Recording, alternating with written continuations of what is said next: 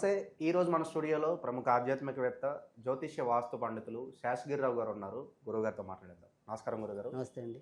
గురుగారు, ఏప్రిల్ మాసంలో సింహరాశి వారికి ఎలాంటి ఫలితాలు ఉండబోతున్నాయి?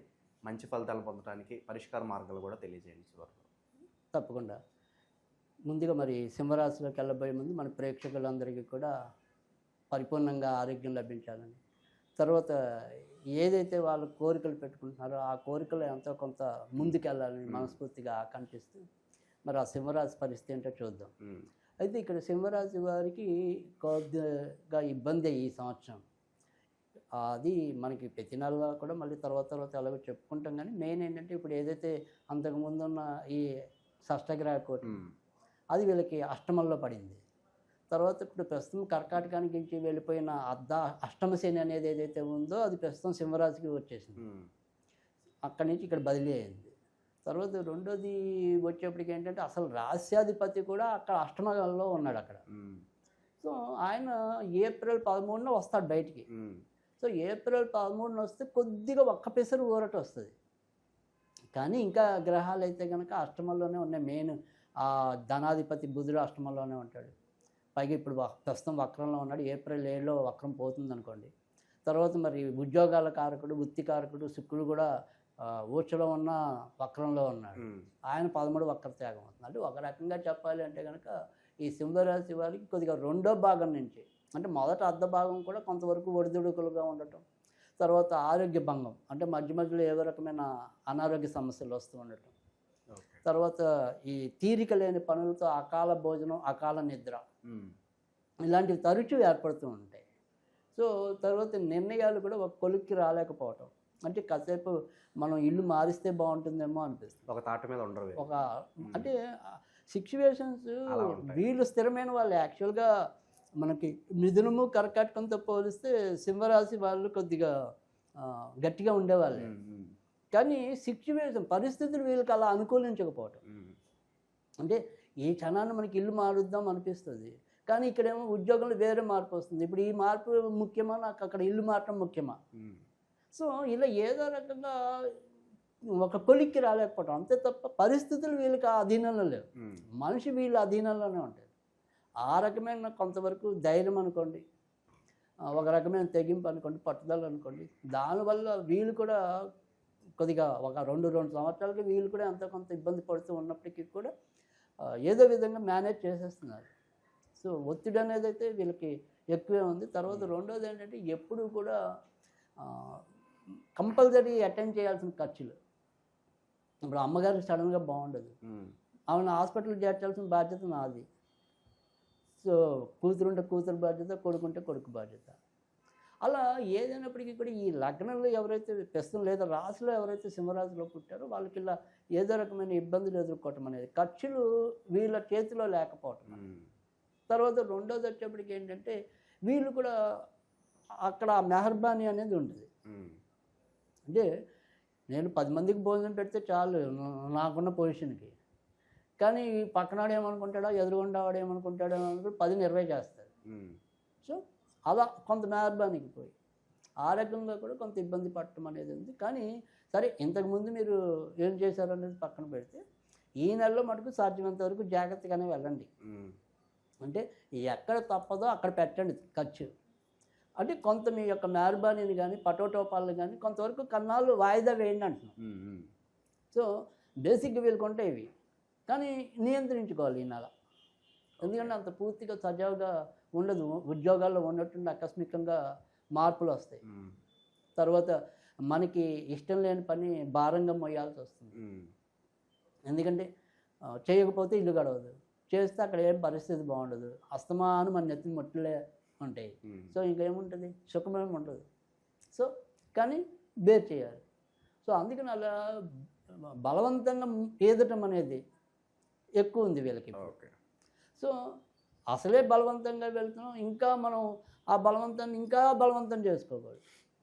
సో అందుకని ఎంతవరకు మనం అవుతుందో, మనకి ఎంతవరకు బండి మోయగలం అనే దాని మీద కొంత మరీ ఓవర్లోడ్కి వెళ్ళిపోకుండా, సో ఆ రకంగా కొంతవరకు ఈ సింహరాశి వాళ్ళు జాగ్రత్త పడాల్సిన అవసరం ఉంది. అయితే ఏప్రిల్ 16 నుంచి ఎప్పుడైతే ముఖ్యంగా, అదే ఏప్రిల్ 13 నుంచి సూర్యుడు మారుతాడు.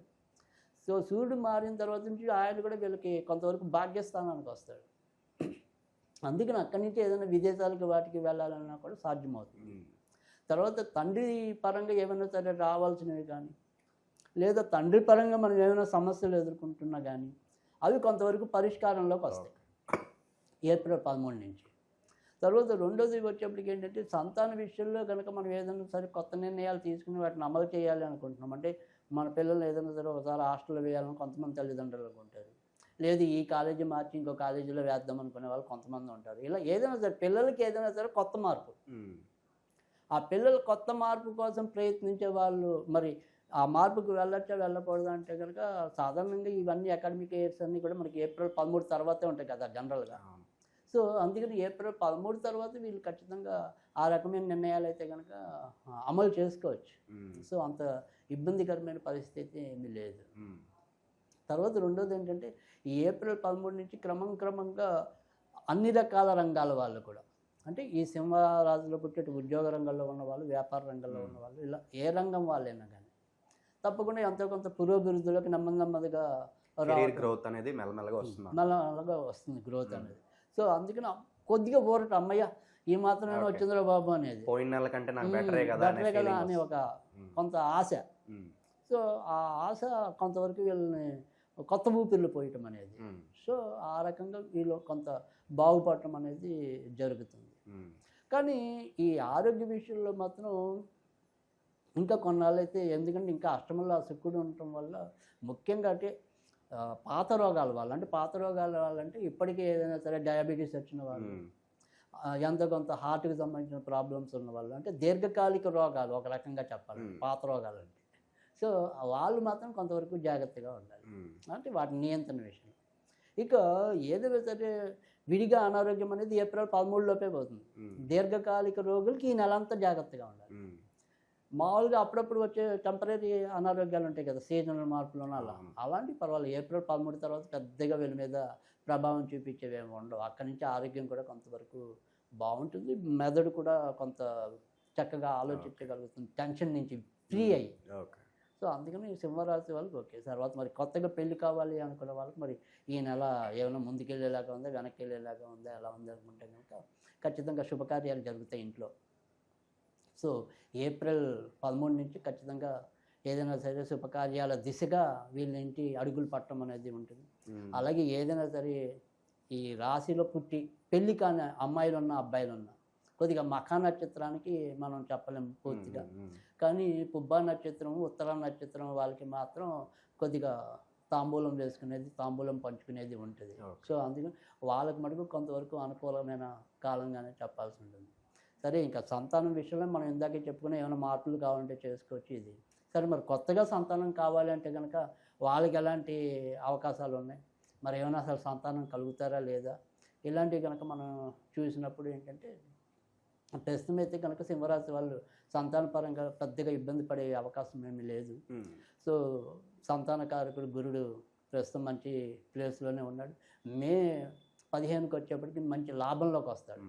సో అందుకని మే 15 నుంచి మరింత అవకాశం ఉంటుంది. సో ఏప్రిల్ నుంచి మే మధ్య నార్మల్ ఉంటుంది, కానీ మే తర్వాత నుంచి మాత్రం చాలా అద్భుతంగా పిల్లలు ఏదైనా కనాలన్నా కూడా, ప్లాన్ చేసుకోవాలన్నా కూడా ఉపయోగభరితంగా ఉండటం అనేది ఉంటుంది. ఇక గురుగారు ఇంకా మెరుగైన ఫలితాలు పొందడానికి రాశి వారికి మంచి రెమెడీస్ అని ఉంటే తెలియజేయండి గురుగారు. తప్పకుండా. ఎందుకంటే మనం ఈ రాశి ముఖ్యంగా ఈ శుక్రుడు వల్ల కొంత ఇబ్బంది పడటం అనేది, తర్వాత రెండోది ఏంటంటే అష్టమంలో రాహు అనేది చాలా నెలలుగా మనం అంటే చెప్పుకున్న వీళ్ళు గత కొద్ది నెలలుగా ఇంటే ఎప్పుడు కూడా ఏదో రకంగా ఇబ్బంది పట్టడం, టెన్షన్ పట్టడం, ఇవన్నీ ఏంటంటే అష్టమంలో అక్కడ వీళ్ళకి చాలా నెలలుగా ఈ రాహు ఉండటం అనేది. సో దానివల్ల కొంత వీళ్ళు ఎక్కువ ఇబ్బంది పడటం అనేది ఉంది. కనుక వీళ్ళు ఇటు శుక్రుడు రాహుకి ఇద్దరికి కామన్గా చేసుకోవాల్సి వస్తే కనుక వీళ్ళు ఏదైనా సరే దుర్గాదేవికి సంబంధించి చేసుకుంటే కనుక తప్పకుండా మంచి ఫలితాలు ఉంటాయి. దుర్గా సప్త శ్లోకి అని ఉంటుంది, అంటే 7 శ్లోకాలు అనేది ఆవిడ ఉంటాయి. సో అందుకని ఆ దుర్గాదేవికి సంబంధించిన శ్లోకాలు అనేది సప్త శ్లోకి అనేది చదువుకోవటం, లేదు ఇలా దుర్గాదేవికి సంబంధించిన ఆలయాలకు వెళ్ళటం. సో ఆ రకంగా దుర్గాదేవి ఆరాధన అనేది ఈ నెలలో వీళ్ళకి ఎక్కువగా ఉపయోగపడటం అనేది ఉంటుంది. సరే, అలా మనం ఒక స్పిరిచువల్ రూపంలో కూడా వీళ్ళకి అందించడం అనేది జరుగుతుంది. సో సో దానికి వచ్చేప్పటికి ఏంటంటే ధుమ్ ధుమ్ ధుమ్ అంతే, చాలా ఈజీ, ధుమ్ ధుమ్ ధుమ్ అంతే. సో దాన్ని ఎన్నిసార్లు చదువుకోగలిగితే అన్నిసార్లు చదువుకుంటే సరిపోతుంది. ఇక వేరే రకంగా మనం ఏదైనా సరే రెమెడీగా చెప్పాలి అంటే కనుక కొద్దిగా మంగళవారాల పూట తేనె ఏదైనా సరే చెట్టు లేదా మొక్క మొదల్లో వేస్తూ ఉంటే తప్పకుండా మంచి జరగటం అనేది ఉంటుంది. సో ఈ 3 పద్ధతుల్లో వాళ్ళకి ఏది వీలైతే అది చేసుకోవచ్చు. ఏప్రిల్ మాసంలో సింహరాశి వారికి ఎలాంటి ఫలితాలు ఉంటాయి, ఎలాంటి రెమెడీస్ చేసుకోవాలి, మీ మాటలో చాలా చక్కగా వివరించారు గురుగారు. ధన్యవాదాలు.